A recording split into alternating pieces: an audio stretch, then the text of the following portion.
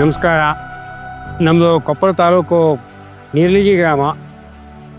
ನಮ್ಮ ಗ್ರಾಮದಲ್ಲಿ ಇರ್ತಕ್ಕಂಥ ಬಹುತೇಕ ಜಮೀನುಗಳ ಪಾಣಿಗಳಲ್ಲಿ ಡಬಲ್ ಸರ್ವೆ ನಂಬರ್ ಅಂದರೆ ಹಳೆಯವು ಮತ್ತು ಹೊಸ ಸರ್ವೆ ನಂಬರ್ಗಳು ಕೂಡಿ ಇದ್ದಿದ್ದರಿಂದ ಆದರೆ ಏನು ತಪ್ಪಾಗಿತ್ತಂದರೆ ಹಳೆಯ ಸರ್ವೆ ನಂಬರ್ 1954-55ರಿಂದ 62-63 ತನಕ ಒಂದು ಸರ್ವೆ ನಂಬರು, ಆ ನಂತರದಲ್ಲಿ 63-64ರಿಂದ ಚಾಲ್ತಿಯವರೆಗೂ ಹೊಸ ಸರ್ವೆ ನಂಬರು. ಹೊಳೆಮುದ್ಲಾಪುರ ರೈತರು ನಾವು.